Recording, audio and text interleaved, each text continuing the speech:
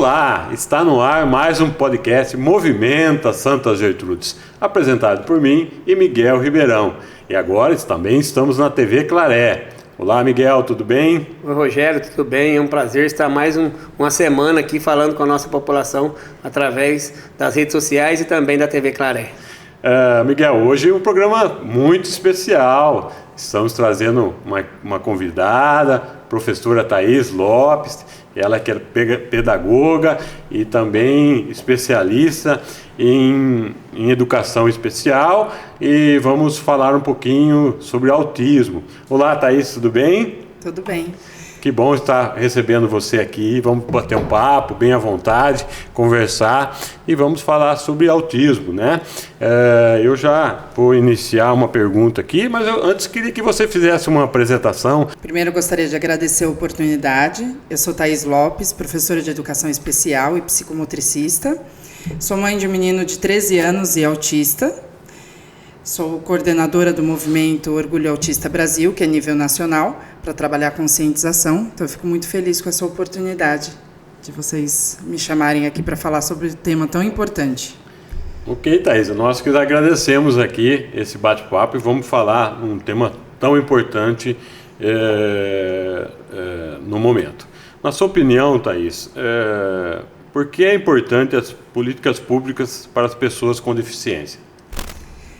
No caso do autismo, é um assunto urgente e importante, porque é uma demanda muito crescente. No Brasil, a gente ainda não tem dados reais, então a gente lida com a estimativa da ONU, que é 1% da população. Então, no Brasil, somos milhões, né? Então, em 2004, a cada 150 crianças que nasciam, uma tinha autismo. Em 2023, a cada 36 crianças que nascem, uma tem autismo. E a estimativa é que até 2025, a cada 2 crianças que nascerem têm autismo. Então, quando a gente fala de uma deficiência e que não é opcional mais, então todas as escolas vão ter, provavelmente todas as salas de aulas vão ter a inclusão, é um assunto importante e urgente, né? Então, a gente precisa dar todo o suporte e, mais do que isso, humanizar, né? Conscientizar as pessoas de que é uma deficiência invisível, né, e que está entre todos nós. Antes não era falado tanto de autismo, até pela dificuldade de diagnóstico. Então, hoje, graças a Deus, isso tem caminhado bem, né? As famílias têm conseguido um suporte, mas ainda precisamos de políticas públicas, de novas leis, né? De gestores que tenham um olhar bom para a inclusão. Thaís, antes do Miguel poder fazer as perguntas dele, e a importância da escola, né? Existe uma importância grande da escola de fazer o diagnóstico, de estar presente, de pessoas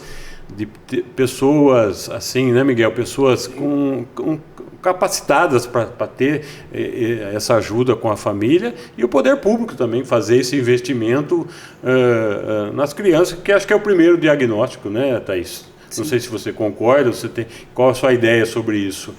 Não, com certeza. A escola é o divisor de águas, né? Porque assim, o autismo ele se manifesta até 3 anos de idade, e é uma fase escolar. A criança em casa, com os pais, com quem é próximo, ela interage, né? Ela tem um contato visual melhor, mas na escola, com os pares, fica muito evidente um atraso, a não socialização. Então, o olhar... comparação, né? Acaba existindo mesmo, não tem jeito, né? Porque tem as diferenças, né? A criança autista, se você der um brinquedo para ela, ela não vai dar a mesma função. Por exemplo, se você der um carrinho, ela não vai brincar de carrinho, ela vai ficar girando a rodinha, ela vai ficar fixada num ventilador.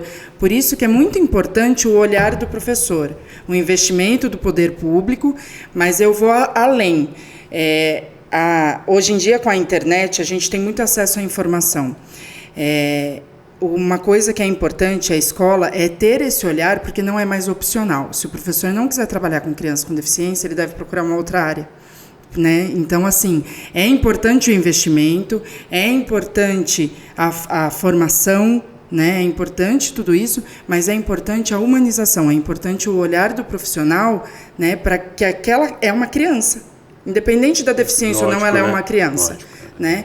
Então, quando a gente trata do diagnóstico, é muito importante, porque é a escola que tem esse primeiro olhar. E esse primeiro passo de passar para a família não é fácil.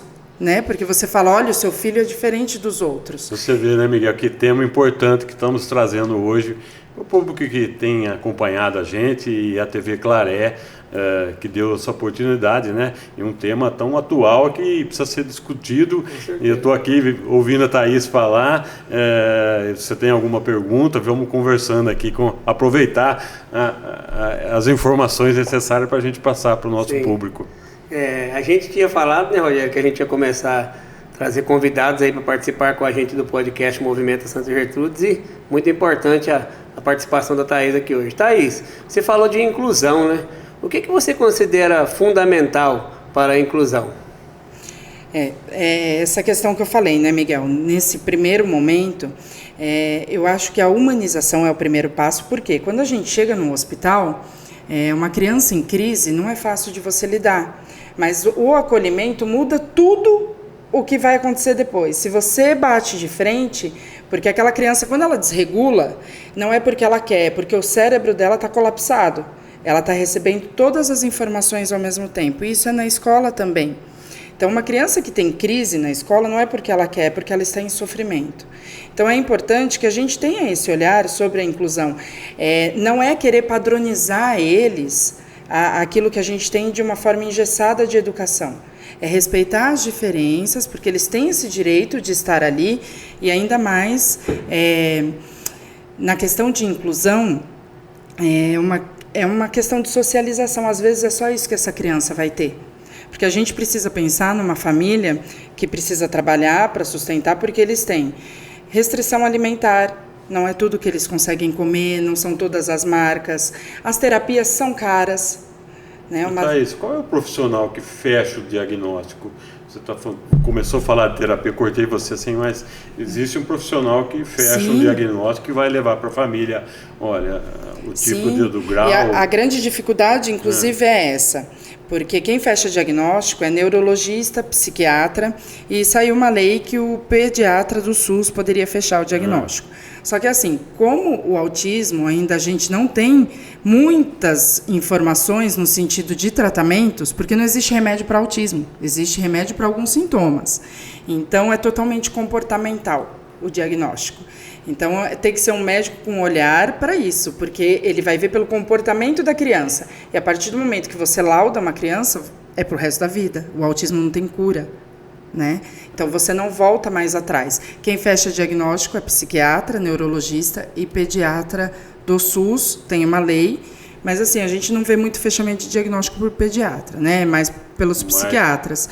E essa é uma grande dificuldade, porque em todo o território nacional nós não temos 600 psiquiatras infantis. Que assim, né, Miguel? Eu falava aqui, assim, a demanda é pequena, né?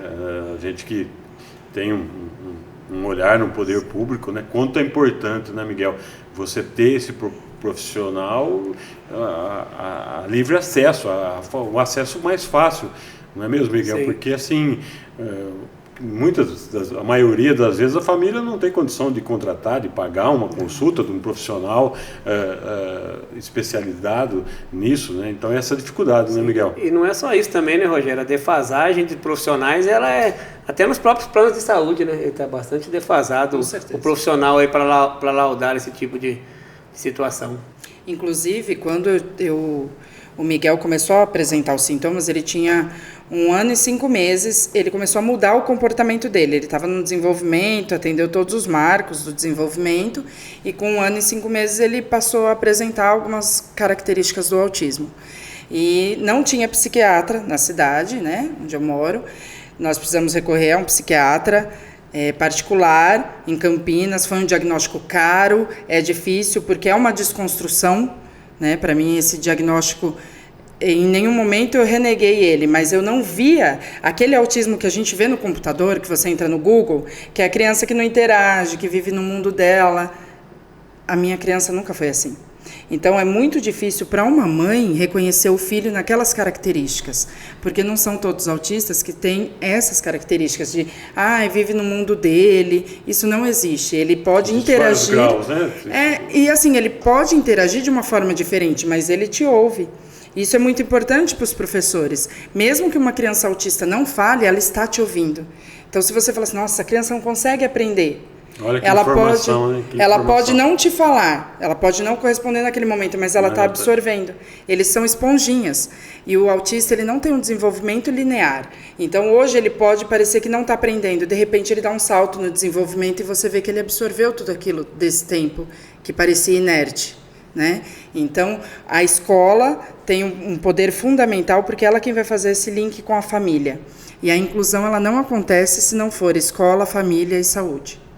Mesmo porque, né, a família, né, os pais sempre relutam, né, da informação, né. Acho que precisa desse profissional para levar o conhecimento, né, e levar o assunto, né. Na realidade, não é nem a questão... acaba não aceitando no primeiro momento, em alguns casos, né, a gente nunca quer aceitar alguma coisa. E na realidade eu acho que não é nem a questão da aceitação, é aquilo que eu te falei, de você entrar na internet e você ver alguns traços e o seu filho não é daquele jeito, porque eles interagem, né? Depois eu vou até pedir para você colocar aqui algumas fotos do Miguel bebezinho, onde sim, ele interagia com a família, ele brincava, ele gargalhava, ele respondia estímulos, mas quando eu chamava ele pelo nome...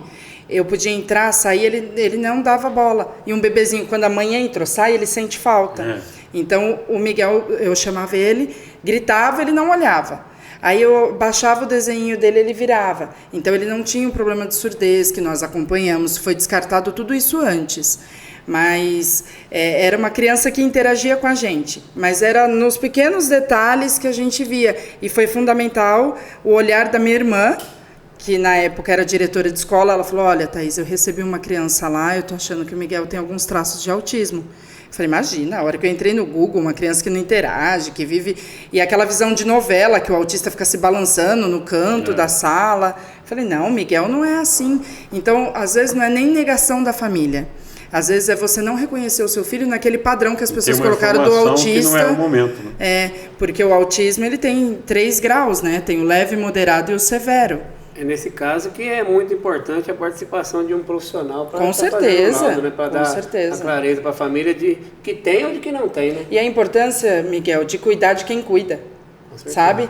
Porque não é fácil você receber um diagnóstico, é um soco no estômago, você desconstrói muita coisa, o medo, você não sabe se seu filho tem uma vida mais curta, porque o autismo, ele é falado recentemente, a gente conhece autistas mais velhos, né? A gente não tem acesso a isso, até porque antigamente a dificuldade de diagnóstico, eles ficavam dentro de casa, né? A gente não via essas crianças na nossa época de escola. Quando você sabia que tinha um aluno autista na sua sala? Acho que a gente não tinha esse contato, então é um aprendizado até para todos nós. Autismo, ela tem 15 anos, que se você fala, pelo menos assim, no tempo de escola, ninguém falava sobre isso. E assim, muita coisa, graças a Deus, está sendo desmistificada, porque, por exemplo, a primeira teoria do autismo é da mãe geladeira. Falavam que desenvolvia o autismo por falta de carinho da mãe com o filho. Então, ainda bem que hoje a ciência já prova que a criança ela desenvolve autismo na barriga, ela nasce autista, mas a poda neural, né, os sintomas, pode aparecer até 3 anos, mas ela já nasceu autista. Então, ela pode apresentar isso mais tarde, mas ela já nasceu autista. No caso de o diagnóstico vir mais tarde, uma criança de 6, 8 anos, por falta de conhecimento na primeira infância mesmo, né? Porque às vezes a gente ouve falar, a criança com 6 anos foi diagnosticada. É porque não teve um diagnóstico anterior. Na realidade, não é nem por isso. Às vezes tem autistas, por exemplo, que não tem atraso de linguagem.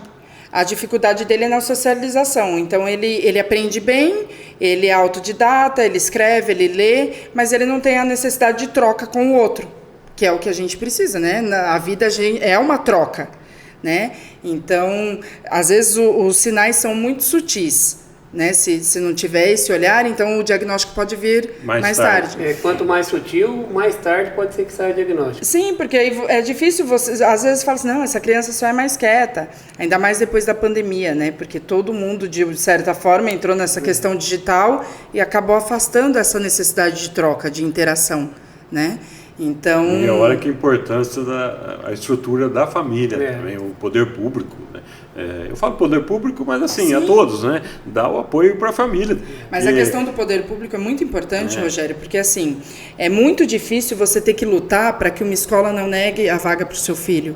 É muito difícil você ter que lutar para ter uma vaga de estacionamento, porque as pessoas acham, não é deficiente físico, mas eles entram em crise. Inclusive, recentemente teve um caso de um autista que saiu correndo e o policial matou ele, porque achou que era uma pessoa fugindo e não, era uma pessoa autista que não tinha controle, né, das atitudes dele. Olha como a coisa vai longe. Às vezes a gente, muito amplo. Às vezes a gente faz aquele pré-conceito de uma pessoa parar na frente de uma escola e fala, a pessoa não tem nada, mas está com um filho é uma deficiência invisível. Lá, é uma deficiência, ele precisa parar em frente à escola para poder desembarcar a criança. E aí como que a gente cobra dos prefeitos, dos vereadores, né, que tenham a vaga? Tudo é fundamental. A gente fala assim, a passagem de ônibus para o autista ser gratuito, porque não adianta você dar a terapia, essa família não tem nem o que comer, e você não dá meio para ela chegar até essa terapia, né? Então, assim, e tudo isso entra no orçamento do município, né? Tudo isso custa, mas isso é uma luta de pais. Você não vê outras pessoas lutando pelo autismo no Brasil. São lutas de pais que vêm, e aí a importância da política eu conheci aí. Na época, antes disso, eu não me interessava. Aí eu vi o quanto é importante eu ter voz por eles, eu falar por eles, a gente fazer cursos e trazer uma cidadania para que as pessoas estejam aptas, né? Eu acho que quem vai ser um gestor público, ele tem que ter esse conhecimento porque um secretário não faz nada se o prefeito não assinar. Então, a gente precisa trabalhar em conjunto. Thaís, aqui o movimento Santa Gertrudes, ele também traz histórias das cidades, né? Você falava aqui, eu ficava até um pouco emocionado, o Miguel sabe disso, e você também, Thaís, e grande parte do público que nos assiste hoje. Eu tive a felicidade de ser prefeito 8 anos em Santa Gertrudes, e através da Secretaria da Educação, em 2013, nós determinamos que toda criança com qualquer tipo de dificuldade, né? Eu falo não deficiência, mas dificuldade, ela teria um monitor ao seu lado. Eu acho que isso foi um grande avanço. Nós falamos um dia, Miguel, né? Acho que não sei se você lembra, o autista ou qualquer outra dificuldade, você não pode parar no trabalho e voltar depois de 2 anos, 3 anos, com uma sede maravilhosa. Olha, agora estou fazendo tudo, mas o trabalho tem que ser contínuo, isso não pode parar. E a gente enche de satisfação de, pelo menos naqueles 8 anos, nós colocávamos um monitor, tínhamos dificuldade em fechar folha de pagamento, toda aquela correria, mas estava lá, o monitor para cuidar de uma criança, cada sala, né, o professor dividia a sala com um monitor para cuidar dessa dificuldade dentro essa parada, esse intervalo de tempo assim faz muita diferença na vida da criança, né? Com certeza. A questão do tratamento mais perto é muito diferente no futuro da criança. Não, assim, pelo que a Thaís fala e que a gente vai aprendendo, hoje estamos tendo uma aula aqui, não é mesmo, Miguel? Mas assim, gestor público, esse auxílio, estender a mão não pode parar. Não pode parar. Tem que ser um trabalho contínuo. Até porque é a questão que a gente falou, o desenvolvimento não é linear. Então, essa criança está tendo um desenvolvimento, um acompanhamento, ela criou um vínculo com a pessoa que está acompanhando ela, e aí você tira, com certeza você vai desencadear uma regressão. Né? Isso vai custar muito caro amanhã depois. Com certeza, porque a diferença do autismo é justamente essa. A criança ela aprende a falar, ela não desaprende mais. O autista não. Ele começa a falar, ele pode ter uma fase de mutismo, que foi o que aconteceu com o meu filho. Até 1 ano e meio ele balbuciava, falava as palavrinhas de pai, mãe. Com 1 ano e meio ele parou e voltou a falar com 5 anos e 8 meses. Então, hoje com 13 anos ele fala um pouco melhor, mas assim, foi um trabalho de formiguinha. E a diferença da criança autista para a criança neurotípica é justamente essa. Ele tem perdas de habilidades. As outras crianças aprendem a falar, não desaprende mais. O autista desaprende, ele regride. Ele tem regressão. Ele tem perda de habilidades. Então, a estimulação de coordenação fina, de coordenação motora, da fala, da socialização, todo esse contexto, porque a gente está falando de um cérebro que ele recebe todas as informações ao mesmo tempo. Então, a gente está aqui, ele pode estar ouvindo o barulho da máquina de café, o cheiro do banheiro, o cheiro do produto de limpeza, né? Ele pode estar ouvindo barulho do meu microfone, do seu, ruído da lâmpada. Isso dá uma dificuldade, o barulho em excesso, eles têm mais dificuldade. Então, tem autistas que, sim, ele é hipersensível, e tem autistas que são hipo, precisa ouvir no último, porque o cérebro deles filtra de forma diferente, recebe tudo ao mesmo tempo, né? Então, isso que desencadeia as crises. Então, é uma questão de se habituar também. Então, vamos supor, você colocou um aluno autista na escola. Na hora da merenda, é importante que você tenha um olhar de tirar ele 10 minutinhos antes das crianças para que ele consiga comer. Às vezes, no barulho, no cheiro da comida, na agitação, ele não vai conseguir se alimentar. Às vezes, o batom da professora incomoda ele não consegue entender o que ela fala. Então, um olhar minucioso da escola é muito importante. Às vezes, o produto de limpeza causa náusea nessa criança, ela não consegue ficar na escola. E a escola está inserida dentro da vida de qualquer criança, ela precisa É importante, né? A troca com os seus pares, né? Hoje uma criança fica de 5 horas, mais ou menos, dentro de uma escola, e até algumas escolas até mais. É importante ter esse horário. E tem algumas crianças que estão tendo problemas de vista, de tudo, pelo excesso de telas, né? A criança dentro de casa vai fazer o quê? Eles não brincam mais na rua. Nossa realidade é diferente hoje do que da nossa época, que a gente brincava na rua. A criança, ela precisa de outra criança para desenvolver, né? Ela precisa estar fora daquele ambiente só de adultos, né? Então, a escola é um divisor de águas e o investimento para isso é muito importante, porque, infelizmente, hoje a nossa realidade é brigar com as escolas, porque a gente precisa impor que nossos filhos estejam ali, a gente precisa... são perdas de terapia, são centros que se fecham, né? Eu lembro na sua gestão, inclusive, Rogério, tinha uma parte que atendia as crianças com dificuldade e você estendeu para atendimento das pessoas com deficiência. O NAI, né? O NAI, ele passou a atender as crianças com deficiência, inclusive o Miguel passou por atendimento lá. Por quê? É muito importante esse atendimento na primeira infância. Até os 7 anos, o cérebro deles estão aprendendo, estão absorvendo, é uma fase muito rica de aprendizagem, né? Que é aquilo que eu falei, às vezes eles estão absorvendo, mas vão refletir lá na frente, né? Então, esse olhar é muito importante. Você pode ter professores muito bons, mas o professor não vai conseguir fazer nada se a gestão da escola não for boa, né? É um trabalho em equipe, é uma rede de apoio, realmente. Na verdade, Miguel, hoje o programa foi tão rápido, né? Um assunto tão importante que a gente tem que voltar a falar nisso. Inclusive, observando aqui, Thaís, vou deixar um convite aí que volte mais vezes para a gente continuar falando não só desse autismo, do autismo, mas de todas as necessidades que as crianças e os adultos precisam, né, Miguel? Foi muito bom o programa hoje. Muito bom, como você disse, é um tema atual, um tema bem do momento, e a Thaís falou brilhantemente aí para a nossa população aí que está nos ouvindo e nos assistindo. Thaís, o último questionamento e pergunta, assim, o autista, ele tem um autodidata mesmo, ele sabe, muitas vezes, desenvolver algumas capacidades que outras pessoas não, né, para a gente poder encerrar o programa. Alguns, né? Tá aí uma questão que a gente precisa desconstruir também. O autista, ele não é gênio. A verdade é assim, ele tem o hiperfoco, então ele fica muito bom naquilo, porque ele só foca naquilo. Como eu não tenho necessidade de interagir com você, eu gosto de um computador, eu gosto desse programa, então eu vou ficar muito bom nisso. Tem autistas que são autofuncionamento, tem autistas que têm QI elevado, são Aspergers, né? Que não tem atraso, mas a maioria dos autistas tem deficiência intelectual. Muito bem, Thaís, a gente sabe que você dá palestra, e deixar seu contato, pessoal, Instagram, alguma coisa que entre em contato com você. Eu acho que já deixar, né, Miguel? Convite aqui para voltar algumas vezes aí para a gente falar de alguns assuntos importantes. Claro, eu agradeço a oportunidade, sempre bom estar com vocês.